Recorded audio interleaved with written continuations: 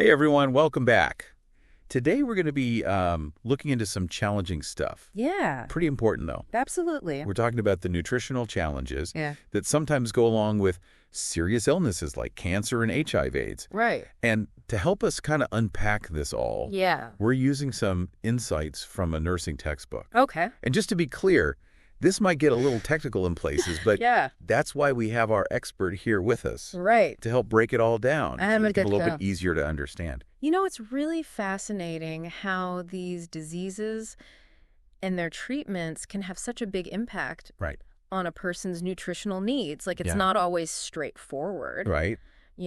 but understanding this stuff can really be a game changer for people who are going through Totally. these tough times. Whether you're dealing with it personally or just want to be more informed. Absolutely. I think we can all agree knowledge is power. For sure. So let's just get right into it. Okay. I was thinking maybe cancer would be a good place to start. Sure. I mean, just imagine, the impact of like getting a stage 3 cancer diagnosis. Yeah. It's life-altering in so many ways, Absolutely. including how you think about food. Right. And on top of the stress of it all, Yeah. like the emotional stress, the physical stress, Yeah. you also have to factor in all these nutritional complications. Right. It's not uncommon at all to see what's called malnutrition. Okay, so malnutrition, I think when a lot of people hear that, they think it's just about not eating enough. Yeah. But it's more complicated than that, right? It is. It's not just about being underweight. Right. Cancer can really mess with your nutrition Okay.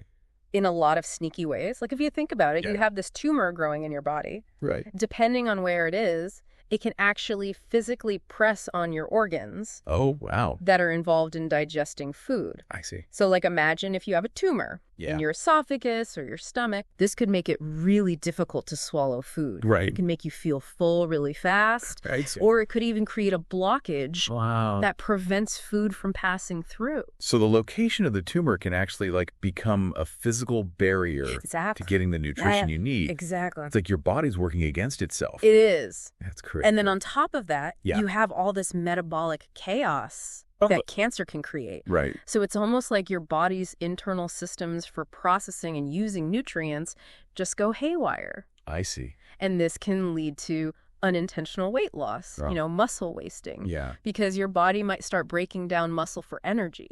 Wow. And it can even affect how you metabolize like carbs, protein, fats. But the domino effect of It is. things going wrong. Exactly. And as if all of that wasn't bad enough, then you have to factor in the side effects Oh, yeah. from treatments like chemotherapy Right. and radiation. Like nausea and Yeah. vomiting. Yes. So rough. They're notoriously rough. Yeah. And that's just the tip of the iceberg, unfortunately. Okay.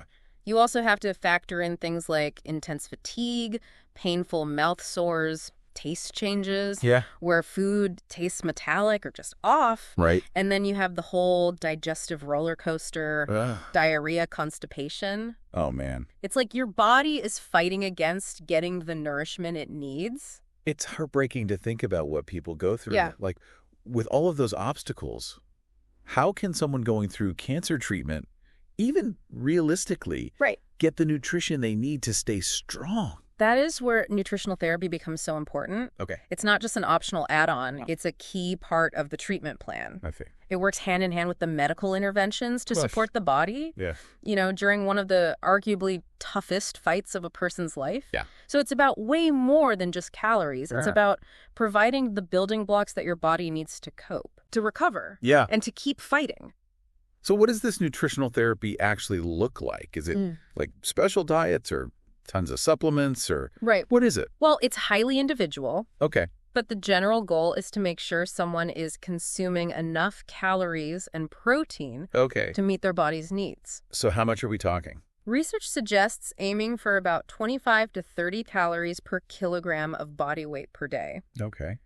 and a protein intake between 1 and 2 grams per kilogram of body weight each day. Okay. Now, I'm no math whiz, Sure, but that sounds like a lot of food, it is. especially for someone who may be feeling nauseous Yeah. or has lost their appetite. Right. So how do you make that happen? That's where some creativity comes in. Okay. We have to work with what people can tolerate. So it might mean using whole milk instead of skim milk, Okay. adding powdered milk to dishes Oh, interesting. to sneak in some extra protein and calories, Oh. or incorporating calorie-dense foods like nuts and seeds Yeah. into meals and snacks. So you're trying to pack as much as you can Exactly. into every bite. To maximizing every bite. I like it. Yeah. But what about those side effects? Right. Like, how do you actually Yeah. combat those Absolutely. and make eating a more pleasant experience? That's a great question. Because it must be so hard. It is. Each side effect calls for its own set of tactics. Okay. But the goal is always to minimize discomfort Yeah. as much as possible. Yeah. So that someone can focus on getting the nourishment that they need. Makes sense. So, for example, Yeah. if someone's struggling with anorexia, Okay. meaning a significant loss of appetite, Right. we might suggest planning meals in advance, Okay. breaking them down into smaller, more frequent meals Right. that are a little bit easier to manage. Yeah. And really focusing on those high-calorie, Right. nutrient-rich foods. To get the most out of every bite. Yeah. Yeah. And oral nutrition supplements can also be a lifesaver in those situations. Okay. Yeah. And then there's the nausea, Oh, the nausea. which I imagine makes it pretty much impossible to even think about food. Right. It can. Yeah. But simple things like rinsing your mouth Oh, okay. before and after meals can help with that metallic taste that can Mhm. trigger nausea. Yeah.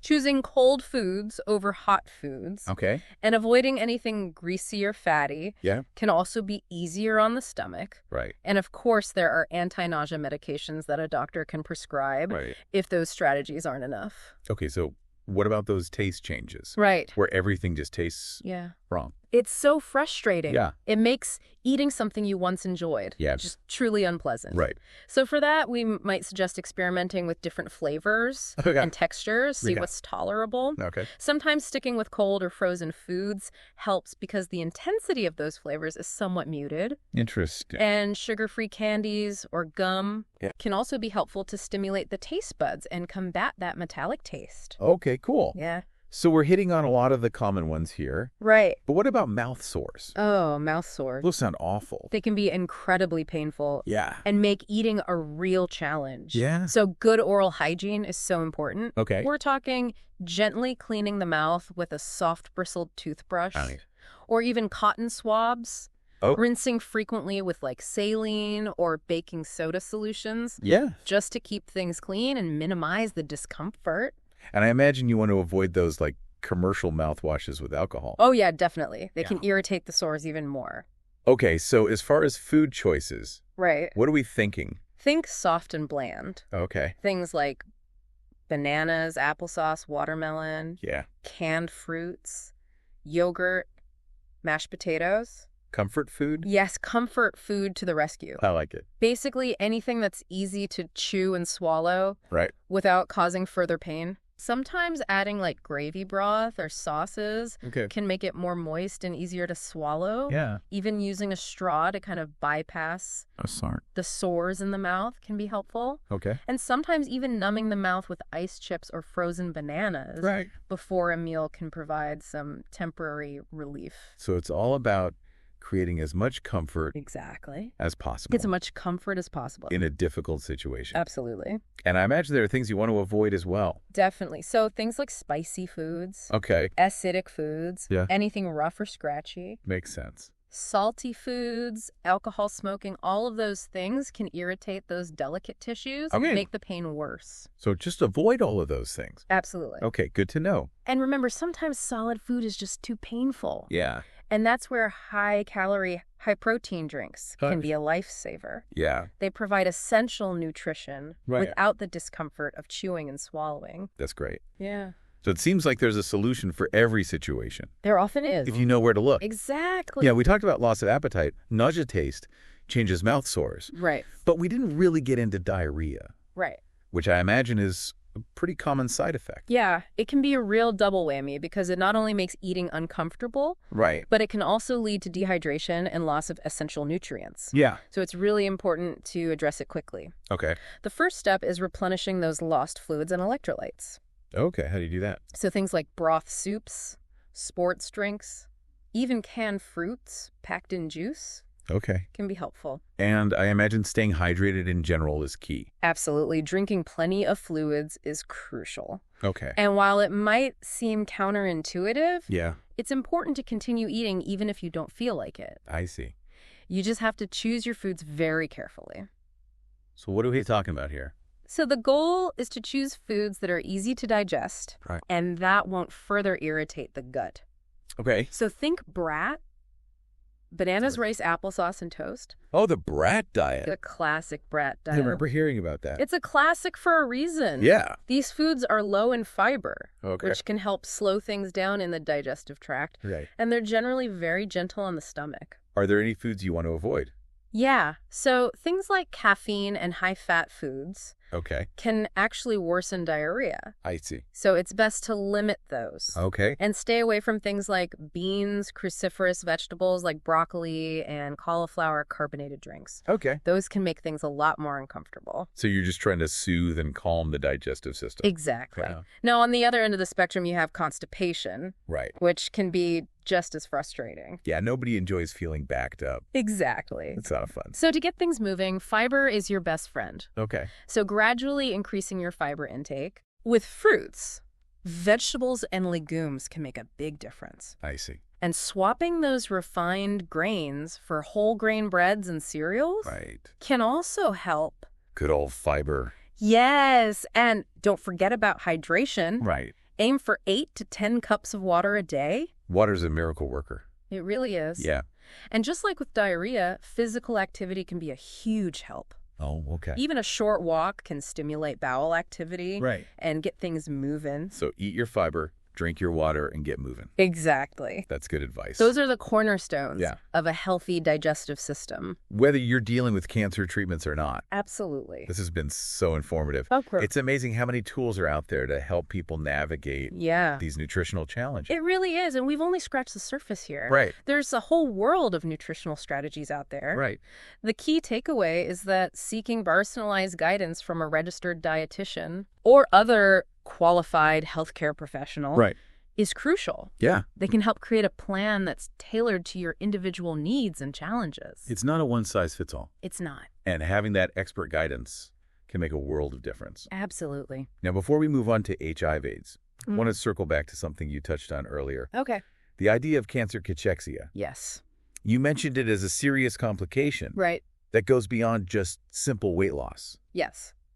I'm curious to learn more. Yeah, cancer cachexia is a really complex Yeah. and concerning syndrome Okay. that can be incredibly challenging to manage. Right. It's characterized by a severe loss of muscle mass Right. and often accompanied by a loss of appetite and weight loss as well. So it's like a vicious cycle. It is. Yeah. Sadly, it's not fully understood, Okay. but we do know that it involves some significant changes Okay. in how the body metabolizes carbohydrates, proteins, and fats. Right. So it leads to a combination of poor intake because the person's not eating enough Right. and an increase in the body's metabolic rate, Okay. meaning it's burning through calories Oh. and muscle mass at an accelerated rate. So even if someone is eating, their body's working against them. Exactly. Wow. And to make matters worse, cachexia can make cancer treatments more toxic Oh, gosh. and harder for the body to tolerate, Right. which can then impact how well someone responds to therapy Wow. and potentially even affect survival.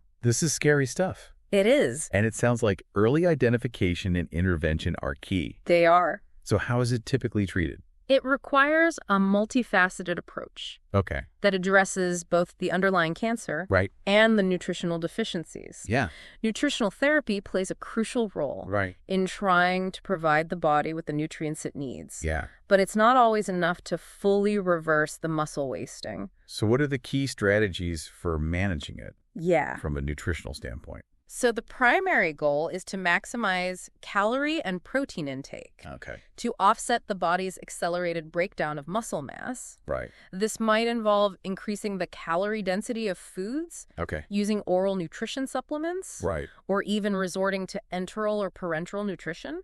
Okay, now those sound pretty intense. They are. Yeah. Enteral nutrition involves delivering liquid nutrition Right. directly into the stomach or small intestine Okay. through a tube, I see. while parenteral nutrition bypasses the digestive system altogether Wow. and delivers nutrients directly into the bloodstream through an IV. So that's if someone can't eat at all. Exactly. They're not first-line treatments, Okay. but they can be life-saving in certain situations. It's amazing what modern medicine can do. It is, Yeah. but it's important to remember that addressing that underlying cancer is also critical. Right. Effective cancer treatment can sometimes slow down or Yeah. even reverse the effects of cachexia. So it's kind of a two-pronged approach, Precisely. tackling it from both sides. Exactly. And in addition to maximizing calories and protein, Yeah. we also focus on managing other symptoms, Right. like nausea, pain, fatigue, Of course. all of which can make it difficult to eat. Right. So by addressing those issues, Yeah. we can help improve appetite Makes sense. and make eating a more manageable experience. So it's really a holistic approach It is. that considers all aspects Absolutely. of a person's well-being. It's about providing compassionate and comprehensive support Right. to improve someone's quality of life and give them the best possible chance of fighting back. I love that. Yeah, Okay, so we've really delved into the complexities of cancer here we have. and its impact on nutrition. Yeah. I think we're ready to shift gears now Okay. and explore the nutritional landscape of HIV/AIDS. Sounds good to me. All right, lead the way. Okay. So we talked about how HIV/AIDS has transformed from a death sentence to a more manageable chronic condition thanks to antiretroviral therapy, or ART, as it's commonly called. Right. But we also touched on how this shift has brought about some new nutritional concerns like weight gain and lipodystrophy. Yeah. I have to admit, I don't know much about those, so I'd love to hear more. Of course, well, weight gain, particularly around the abdomen, has become a significant issue for many people living with HIV. There are several factors at play here. Okay, so what's contributing to this weight gain? Well, some ART medications can affect metabolism and how the body stores fat, and often this leads to an increase in what's called visceral fat, which is the fat that accumulates around your internal organs. So it's not just about the number on the scale, but also the type of fat and where it's being stored. Exactly. Visceral fat is particularly worrisome because it's linked to a higher risk of heart disease, type 2 diabetes, and other metabolic problems. That makes sense. Yeah. So we have medication side effects playing a role, but are there other factors involved? Definitely, as HIV has become a more manageable condition, people are living longer, which means they're also exposed to the same age-related weight gain that affects the general population. It's just a natural part of aging for many people. So it's a combination of the medications, the aging process, and probably lifestyle factors too, right? Like diet and exercise habits. Absolutely. Lifestyle choices play a huge role in weight management, regardless of your HIV status. But it's important to remember that weight gain isn't always a bad thing for some people who may have experienced significant weight loss due to HIV in the past. Gaining weight can be a sign of improved health. That's a good point. It's not just about being thin, it's about being healthy. Now, what about lipodystrophy? You mentioned it earlier, and I have to admit I'm not familiar with that term. Lipodystrophy is a complex syndrome that involves both fat loss and fat gain. But in unusual and often distressing patterns, you might see fat disappearing from the face, arms, legs, and buttocks, while fat accumulates in the abdomen, back of the neck, or breasts. So it's not just about gaining weight, it's about fat being redistributed in the body in ways that can be both physically and emotionally difficult to deal with. Exactly. It can really impact body image and self-esteem. And it's also linked to those same metabolic disturbances we talked about earlier: insulin resistance, high cholesterol, and an increased risk of heart disease. It sounds like a lot of these nutritional concerns in HIV/AIDS overlap with those we see in cancer and other chronic illnesses. You're absolutely right. We see these common threads of chronic inflammation, metabolic dysregulation, and increased risk of cardiovascular disease across a spectrum of health conditions. And these challenges really highlight the need for a holistic approach to nutrition therapy. So what are some of those key principles for managing these overlapping challenges? Is it about following a very specific diet, or is there a more general approach? Well, there isn't one magic diet that fits everyone, but there are some core principles that apply across the board. We always start with emphasizing the importance of a healthy, balanced eating pattern. I think we all have a general idea of what that means, but can you break it down for us? Sure, it's all about focusing on whole, unprocessed foods like fruits, vegetables, whole grains, lean protein sources, and healthy fats, while limiting those things we know aren't so good for us: saturated and trans fats, added sugars, and excessive salt. It sounds like the familiar advice we hear all the time about eating a colorful plate full of nutritious foods. Exactly. But it's not just about what you eat, it's also about how you eat. Mindful eating, which means paying attention to your hunger and fullness cues, and eating with intention can be really helpful. Portion control is another big one, especially in our world of supersized portions, and finding a regular meal timing that works for you can help regulate your metabolism and energy levels. So we're talking about creating a healthy relationship with food that goes beyond just counting calories or following strict rules. Exactly. And we can't forget about the importance of physical activity. right? Exercise plays such a vital role in managing weight, improving insulin sensitivity, and reducing the risk of heart disease. It's essential for everyone, but especially for people managing chronic illnesses.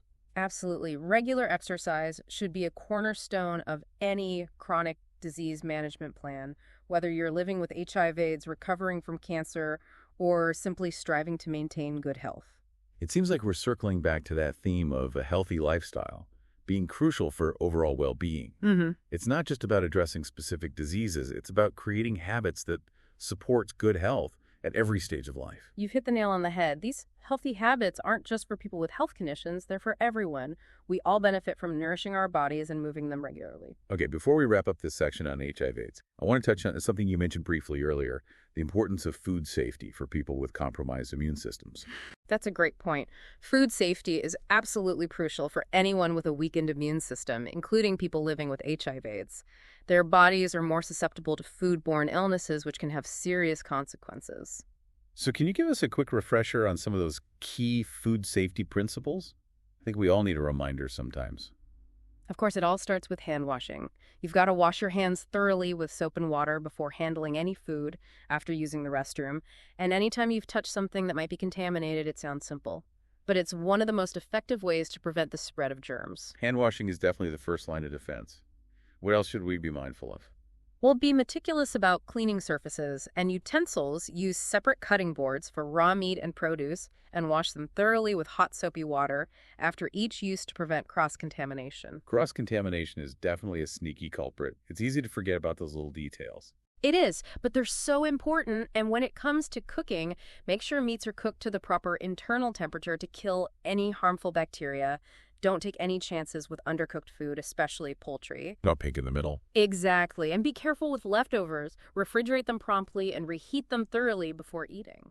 It sounds like Food Safety 101, but it's easy to forget these basic principles in our busy lives. It is, but they can make a huge difference in preventing foodborne illnesses, especially for people with compromised immune systems. This has been so informative. I'm really learning a lot about how these seemingly everyday things like food and nutrition can have such a profound impact on our health, especially when we're facing serious illnesses. It's fascinating, isn't it? And it really emphasizes the importance of taking a proactive approach to our health. We have more power than we often realize. That's a great takeaway. I think we've covered a lot of ground with cancer and HIV/AIDS, and it seems like we're seeing this recurring theme of chronic inflammation and metabolic dysregulation that connects them. You're right, and that leads us to a broader conversation about the role of nutrition in managing chronic diseases in general. Okay, let's dive into that. It feels like we're getting to the heart of what connects all of these topics. So we've talked about cancer, we've talked about HIV/AIDS, but it's important to remember that chronic inflammation and metabolic dysregulation are really at the root of many chronic diseases. So we're zooming out a little bit now. Exactly. We're looking at the bigger picture. Looking at the bigger picture. I like it. And when you understand these underlying mechanisms, it becomes clear why nutrition is so vital in managing all sorts of health conditions. So how does nutrition fit into this bigger picture? Well, you can imagine your body as like this complex ecosystem, right? Okay. And food is like the fuel that keeps everything running smoothly. I like that analogy. When we constantly make poor food choices, lots of processed foods, sugary drinks, unhealthy fats. It's like we're polluting that ecosystem. And that pollution leads to inflammation. Exactly. Chronic inflammation is like this fire smoldering inside the body. Oh, wow. And it can damage your tissues and organs over time. Setting the stage for chronic disease. So it's not just about feeling good in the moment. Right. It's about protecting our health long term. Absolutely. And the good news is we have the power to extinguish that fire. Okay. Through the choices we make every day. So what are some of those choices? Right. What are some of the things we can do? Well, it all comes back to those foundational principles of a healthy diet. Okay. We want to emphasize foods that are naturally anti-inflammatory. You give me some examples. Okay, so fruits and vegetables are at the top of the list. Okay. They're packed with antioxidants and phytochemicals that can help neutralize those harmful free radicals that contribute to inflammation. So eating the rainbow is not just a pretty saying. It's not. It's science. It's a strategy. It is. Okay. And then we have omega-3 fatty acids. Okay. which are found in fatty fish like salmon, mackerel, sardines. Also flax seeds and walnuts. I love salmon. It's so good. And it's good for you. And it's good for you. On so many levels. Omega-3s are like these little firefighters helping to cool down that inflammatory response. Okay. Yeah. What else can we add to our arsenal here? So spices like turmeric and ginger have powerful anti-inflammatory properties. Yeah. They add a delicious boost to your meals. I use turmeric in everything. It's so good. It is. And then we have fiber, Okay. which is often overlooked, Right. but plays a crucial role in gut health. I've heard so much about gut health lately. It's so important. Yeah. Fiber helps feed the beneficial bacteria in our gut, Right. which in turn helps regulate our immune system Okay. and reduce inflammation. So we're taking care of our inner garden. We're nurturing that microbiome. Yeah. And on the flip side, Yeah. we want to minimize those foods that actually fuel inflammation. Like processed foods, sugar, and unhealthy fats. Exactly. Those foods are like pouring gasoline on the fire, so we want to keep them to a minimum. So it's really like food is medicine. It is. And we have the power to influence our health Absolutely. through the choices that we make. Multiple times a day. This has been such a great conversation. Oh, I'm glad. I feel so much more empowered now knowing Good. that we actually have more control Yeah. over our health than we think. It's been my pleasure, and I hope our listeners feel inspired Yeah. to take charge of their health Yeah. and make choices that really support their well-being. Thank you so much for sharing your expertise with us today. You're welcome. And to our listeners, thank you for joining us on this deep dive Yes. into the world of nutrition and chronic illness. Absolutely. We hope you gained some valuable insights Yeah. that'll help you nourish your body and live a healthier and more vibrant life. Until next time, stay curious, stay informed, and stay well.